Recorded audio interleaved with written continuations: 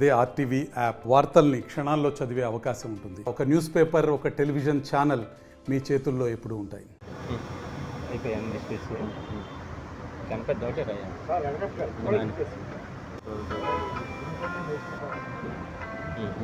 మాజీ సర్పంచ్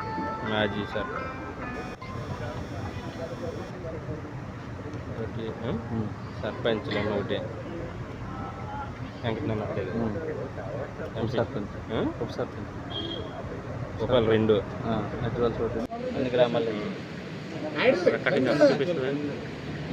పంచాయతీలు ఉంటే 9 పంచాయతీల నుంచి మేమంతా నిర్ణయించుకోవడం జరిగింది.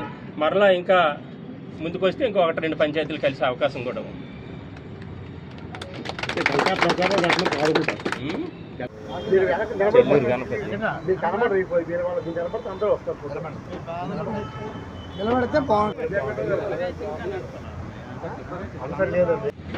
వచ్చినప్పుడు అదే పద పట్టుకోవడం రావడం జరిగింది. అయితే ఇదే సూత్రం ప్రకారం అయితే ఆ రోజు కూడా చెయ్యాలి. దానికి ఒక కారణం ఉంది. అది నామినేటెడ్ పదవి. పార్టీకి ఎవరైతే సేవలు చేశారో వాళ్ళకి గిఫ్ట్గా ఇచ్చినటువంటి పదవి కాబట్టి దానికి ఒక ఫ్యాన్ గుర్తు మీద ప్రజలు ఓట్లు వేయలేదు. 2 పాయింట్లు: 1 గుర్తు లేదు, 2 ప్రజలు ఓట్లు వేసింది కాదు, పార్టీ ఇచ్చినటువంటి గిఫ్ట్ కాబట్టి నేను రావడం వల్ల పార్టీకి ఉపయోగపడింది కాబట్టి ఆ పదవి నాకు ఇవ్వడం జరిగింది. కాబట్టి దానికి రాజీనామా చెయ్యక్కర్లేదని నేను నిర్ణయం తీసుకోవడం జరిగింది. ఇప్పుడు మీరు వచ్చారు, భవిష్యత్తులో మిమ్మల్ని చూసి మీ ఏరియా ఎవరైనా రావడానికి అవకాశం ఉందా? దేనికన్నా పార్టీలకి కొంతమంది వ్యక్తులు ఉన్నారు అంటే మిమ్మల్ని చూసి చేసి మేము కూడా వద్దామని అలాంటి ఆలోచన కానీ ఎవరు ఉన్నారు మీరే భావిస్తున్నారా? అంటే ఎక్కువ మంది కాదు, ఇంకా ఒకరిద్దరు మాకు ఇప్పుడు ఉన్నటువంటి నేను చెప్పినటువంటి సంఖ్యకి ఇంకా ఒకరిద్దరు చేరే అవకాశం కూడా ఉంది. మాటలు ఆడడం జరుగుతూ ఉంది. అని మనం ఆలోచన చేస్తే మన భవిష్యత్తు భగవంతుడు చూసుకుంటాడనేటువంటి నమ్మకంతో ఇటువంటి నిర్ణయం తీసుకోవడం జరిగింది. ఈ నిర్ణయాన్ని మీడియా ద్వారా మరి వైఎస్ఆర్సీపీ పెద్దలకు, అలాగే ఈ ప్రాంతంలో ఉన్నటువంటి ముఖ్యంగా భీమునిపట్నం నియోజకవర్గంలో ఉన్నటువంటి భీమునిపట్నం రూరల్ మండలంలో ఉన్నటువంటి ప్రజాదేవులకు కూడా మీ ద్వారా తెలియజేయడం జరుగుతూ ఉంది. అదేవిధంగా మరొక విషయాన్ని మీకు తెలియజేయాలనుకుంటున్నాం. అదేంటంటే ప్రజాస్వామ్యంలో మరి అన్ని పార్టీలు కూడా ఒక్కొక్క పార్టీకి ఒక సిద్ధాంతం ఉంటుంది. ఆ సిద్ధాంతపరంగా ముందుకు వెళ్ళడం జరుగుతూ ఉంటుంది. అలాగనే అందులో నచ్చకపోతే మనం పార్టీ కూడా మారిపోవడం అనేది కూడా మనం చూస్తూ ఉన్నాం. అది ఒక ఎమ్మెల్యే అవ్వచ్చు, ఒక ఎంపీ అవ్వచ్చు, లేదంటే కింద స్థాయి పదవులు కూడా అవ్వచ్చు. కానీ నా వ్యక్తిగతంగా నాకేమనిపించిందంటే గతంలో నేను జడ్పీటీసీగా భీమునిపట్నం ప్రజలందరూ నాకు ఓటేయడం జరిగింది. అది ఫ్యాన్ గుర్తు మీద ఓటేయడం జరిగింది.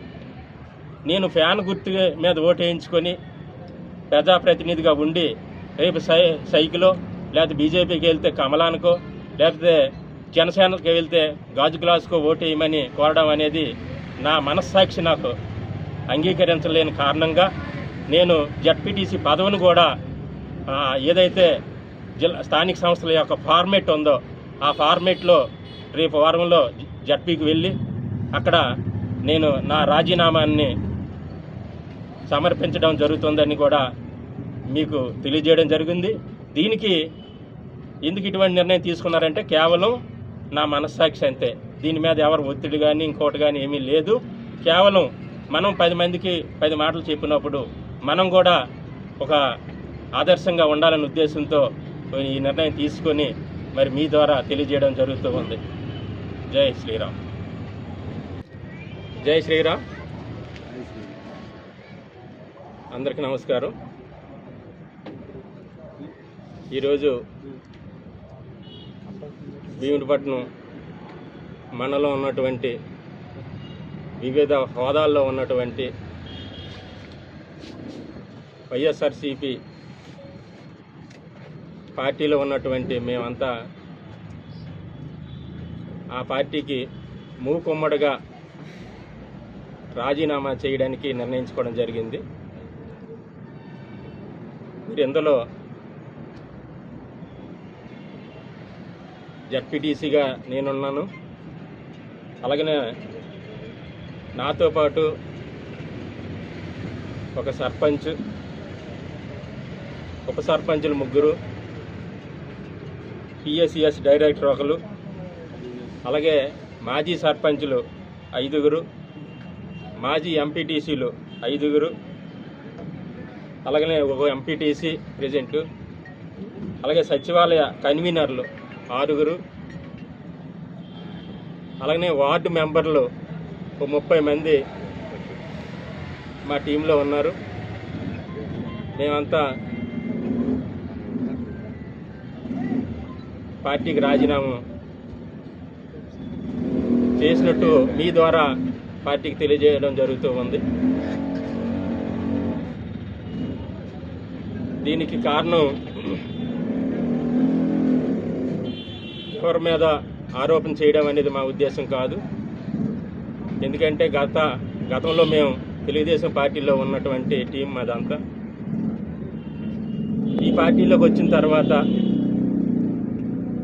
మాకు ఈ విధానాలు నచ్చక ఇవాళ ఇటువంటి నిర్ణయం తీసుకోవడం జరిగింది. ప్రధానంగా రాష్ట్రం యొక్క భవిష్యత్తుని ఆలోచన చేస్తే చూసినట్లయితే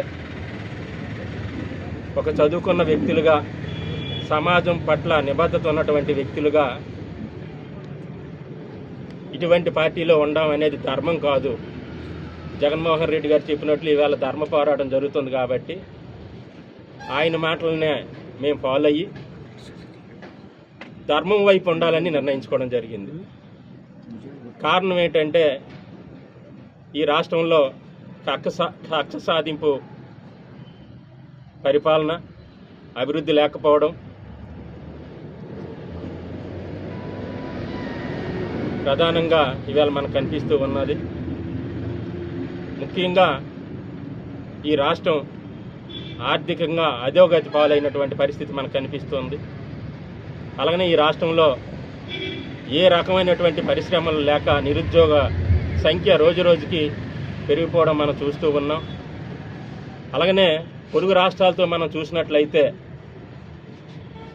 ఉదాహరణకు మనం ఒరిస్సా వైపు వెళ్తే ఎక్కడి వరకు అయితే రోడ్డు బాగుందో అక్కడి వరకు మన ఆంధ్ర బోర్డర్ అని మనకు తెలిసేది. బాగులేని ప్రాంతం ఏదైతే ఉందో అది ఒరిస్సా అని తెలిసేది. ఇప్పుడు అది రివర్స్ అయ్యింది. ఎక్కడి వరకు అయితే బాగులేదో అది ఆంధ్ర, బాగున్నది ఒరిస్సా అనేది పరిస్థితి ఉంది. అది ఒక ఒరిస్సా అని కాదు, అటు తమిళనాడు వెళ్ళినా, ఇటు కర్ణాటక వెళ్ళినా, ఇటు తెలంగాణ వైపు వెళ్ళినా ఇదే పరిస్థితి ఇవాళ కనిపిస్తూ ఉన్నది. కాబట్టి మనం పదవుల కోసం కానీ, మనకు భవిష్యత్తు బాగుందని కానీ, మనల్ని ఎమ్మెల్యే గారు బాగా చూసుకుంటున్నారని కానీ, మన వ్యక్తిగత స్వార్థంతో మరి ఈ పార్టీలో ఉంటే రాష్ట్రం భవిష్యత్తు, మన పిల్లల యొక్క భవిష్యత్తుని మనం కలారా. మరిన్ని వీడియోస్ కోసం ఛానల్ ని సబ్స్క్రైబ్ చేయండి. లేటెస్ట్ అప్డేట్స్ కోసం వాట్సాప్ ఛానల్ ని ఫాలో చేయండి. అండ్ లింక్ డిస్క్రిప్షన్ లో ఉంది.